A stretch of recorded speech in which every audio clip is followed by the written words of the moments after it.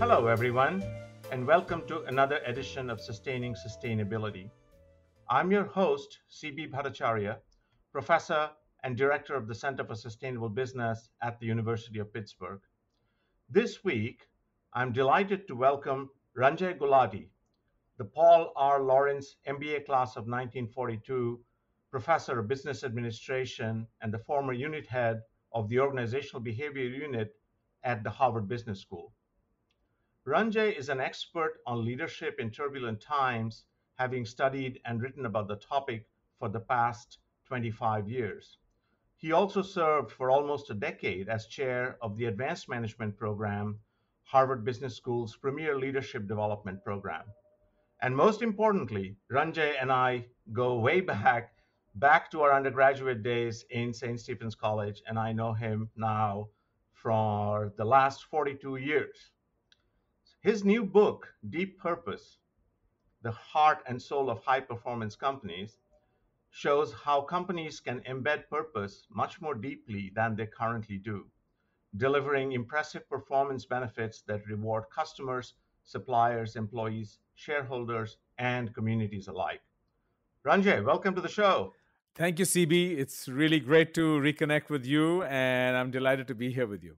Starting with the idea of purpose, which is obviously the focus of your new book, how would you define your own personal purpose, Ranjay? So, my personal purpose actually is very closely aligned to the purpose actually of my institution where I work, which is educating leaders who make a difference in the world. I believe deeply that, we are uniquely positioned as a professor, educator, researcher to educate and transform the way people lead their organizations. And so that is my hope, is that I can educate leaders who then make a difference in the world, hopefully a positive difference. A laudable purpose indeed.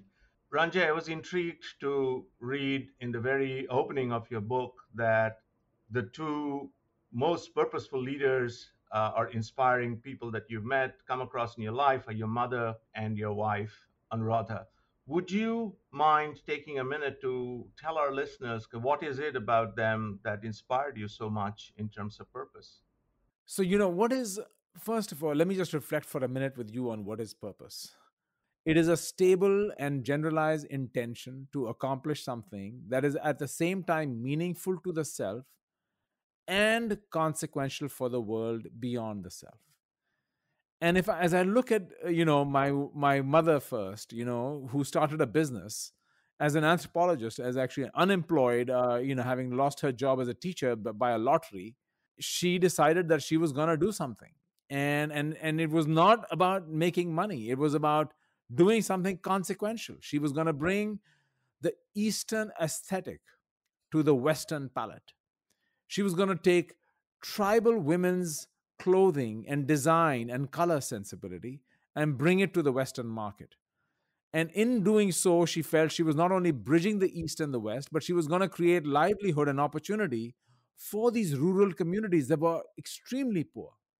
Now, of course, she wanted to make some money in the process. And I found that to be very inspiring. I can say the same about my wife, Anuradha, who, as a PhD in economics and an accomplished, researcher, educator, and actually at the IMF, decided she wanted to do something else. And it's very hard to walk away from a good situation when you are very zeroed in. So I look at people like these two who have found what is their calling, if we may say so, and then they pursue it with full gusto. Right, and that is the very essence of purpose, right, as you defined it. So coming to your book, then, what is the purpose of your new book, and why do you decide to write this book now? So, CB, if you told me 5 years ago, Ranjay, you're going to write a book on purpose, I would have told you you're crazy. Not a chance. For me, purpose was like mission statements, which is wallpaper. Nobody reads a mission statement. I never read a mission statement in my life. Maybe I did and I just ignored it. And so this was a kind of a novel idea, and I stumbled into it. Really, my students, I would give a huge credit to, is my students in the advanced management program, who were challenging me, saying, listen, Ranjay, you need to help us in your curriculum, which I was in charge of designing, to incorporate this idea that businesses need to have a purpose. And the other people I would give credit to is Larry Fink at BlackRock, and two of my good friends there, Frank Cooper and Matt Breitfelder, who I describe in the book, who also challenged me and said, like, look, have you thought about this? And I said, no, no, no, I don't study that stuff. And they said, you're a business professor. What do business schools have to say about it? I don't know. So being nudged and challenged got me into this idea that should businesses even have a purpose? I was doing some work on fast growth startups, and I found that a number of them would talk in nostalgic terms about the good old days, something that was lost. Oh, we were very fast, we were very informal, we were very quick, we were this, losing that entrepreneurial spirit. And that led me to write an article called The Soul of a Startup. And one of my investigations that I found was that purpose was a key factor, loss of that sense of purpose, which permeates many new ventures, but then dissipates and dilutes over time. Hmm.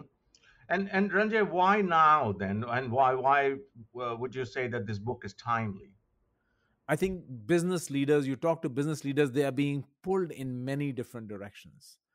There are tremendous pressures on them to tackle fundamental social issues, even. And the pressure points are coming from their customers who expect more, coming from their employees who expect more, coming from governments which are expecting more, coming from communities, coming from society, even from your suppliers, even from your buyers. Large investors who are long term investors saying, I want to hear about your purpose. And purpose is what? It's not about social stuff. I think the problem with purpose, the word is, it's been hijacked. It's been hijacked by one extreme, which was saying purpose of business is about shareholder value. And now you have another extreme saying purpose is anything but shareholder value. And of course, the answer is both. Businesses need to have commercial and social objectives. The part is we somehow forgot about those social objectives. And when we brought them into the picture, we turned them into this additional thing you did on the side, CSR. And now, increasingly, we are asking the question, how do we connect the two? How does my core operation and my social agenda connect together? And I can wrap it all around a sense of what is my purpose of my business. And a purpose encompasses goals, it encompasses duties, it encompasses an array of stakeholders, and it encompasses thinking about long-term value. The book is broken into three parts. What is purpose? Which I try to articulate. Like, I have to explain what is purpose, because purpose is not a statement. Purpose is not HR initiative, not CSR. So the first one is, how do we imagine what purpose is? The second part of this book is around, why does it matter? Does purpose really drive performance? And this is an endless ongoing debate. Some view purpose as extractive. It's a tax on business. And how much do you have to pay? It's social stuff.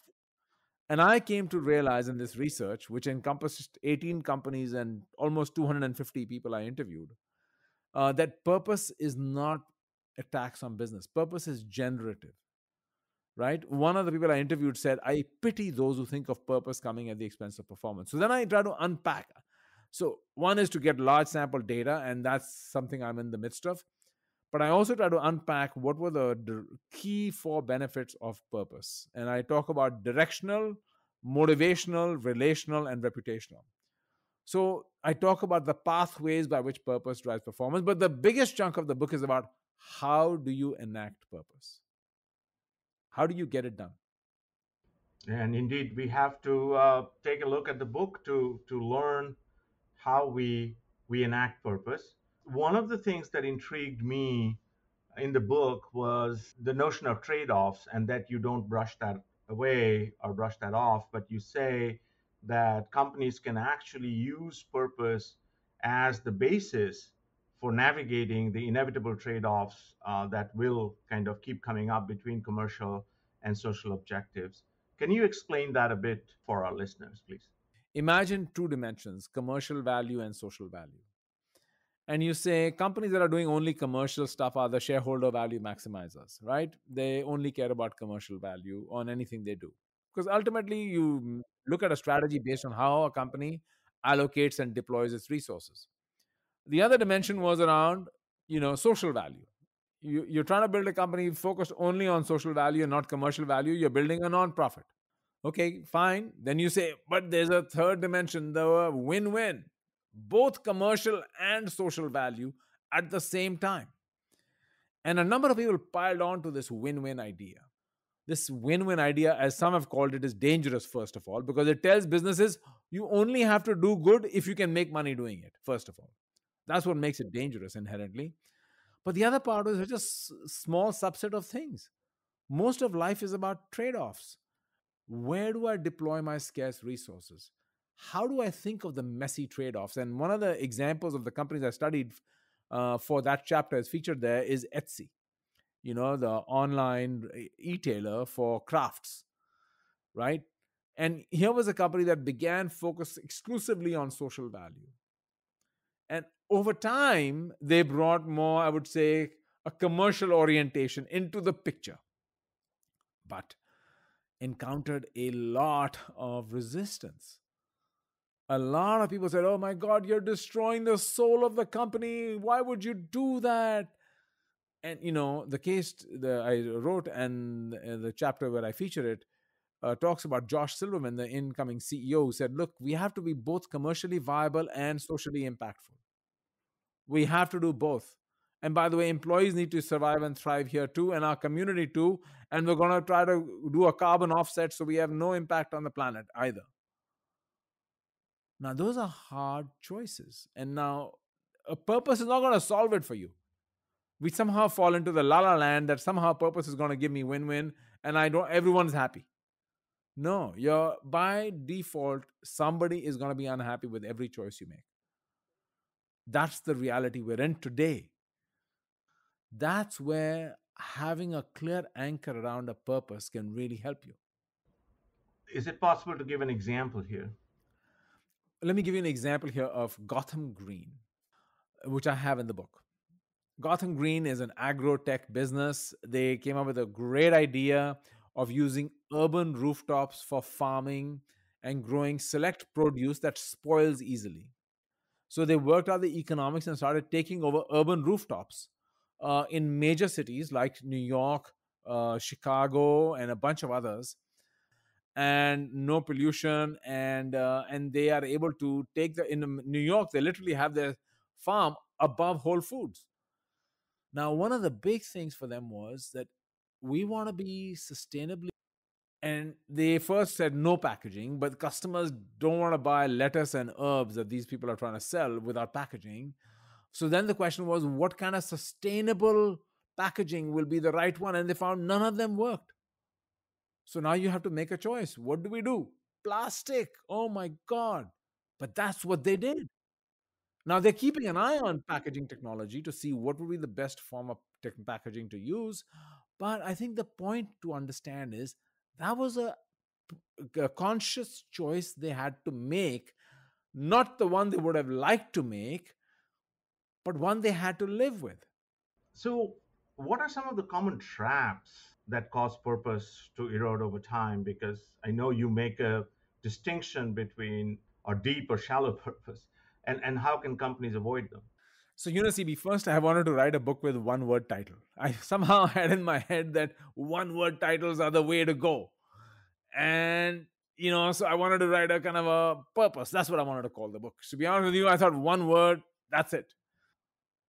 I just couldn't, because I encountered so many instances of what I would call superficial purpose. I had so many variations that I had to come up with a taxonomy of superficial purpose. And I had no choice but to call it deep purpose. Now, having said that, I also encountered cases of iconic companies that once upon a time had a purpose but lost it. Johnson and Johnson had the credo, but they lost it. And so I came to realize that, purpose is a work in progress. So one is just understanding that. The other piece I found was that in especially founder-led ventures, a lot of times purpose was wound up in the personality and the persona of that individual. And when they left, Purpose walked out with them. Another piece of the puzzle is measuring purpose. How do I measure intention? Very, very messy. And I was very lucky and fortunate that I stumbled upon EY, Ernst& Young, and I figured, who better than the accountants to know how to measure this stuff? And they have done a very, very methodical and careful way in which they've gone about trying to measure this for all their partners, and compensation is now tied to that measure. Sure, sure. No, thank you for that. Again, one more intriguing aspect of your book. Of course, you bring in many names from many distinguished corporations, but also you looks like you studied some football coaches. Pete Carroll's name came up in your book. Why don't you share like a brief insight into kind of what did you learn from Pete Carroll and what he's doing as a football coach? I kind of stumbled on Pete Carroll. What I learned from him was, until people are thinking about their own personal purpose, they are not going to think about some company purpose. In fact, I'll just quote him right now and tell you what he said. He said, "There's magic when organizations can inspire people to align their own personal passion, self understanding, and desire for growth with a common organizational ambition." That's astute. That's astute. Fascinating conversation, Ranjay, but we are coming to the close of our time. So, what would be your call to action broadly for our listeners?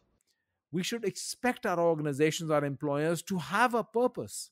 And we should have a purpose of our own. And we should be able to dial into our personal purpose through our work. Work should be meaningful. I'll just leave you with a short thought here. When I was a teenager, my mother once said to me, I was having dinner with her, and she was a very successful businesswoman by that time. She said, "Ranjay, my wish for you is that you never have to work a day in your life." Now, the teenage me was like, wow, that means my mom has made enough money that I don't have to go to college. I'm done. I'm just going to chill. I love what I'm doing right now. And she said, absolutely not. You should never feel like you are going to work. How do we find that connection? I think that's my wish for everybody. Ranjay Gulati, my hermano, thank you so much for spending some of your precious time with us today. CB, it was such a pleasure reconnecting with you. I'm delighted to be here and have a chance to share my thoughts. So, really appreciate the opportunity. Thank you very much. But before I sign off for this time, I want to say that this podcast is made possible with the help of my colleagues Chris Gassman, Associate Director at the Center for Sustainable Business, and Danny Nye, who is Center Associate at the Center for Sustainable Business. Once again, I'm CB Bhattacharya. This is Sustaining Sustainability, and I look forward to seeing you again next time.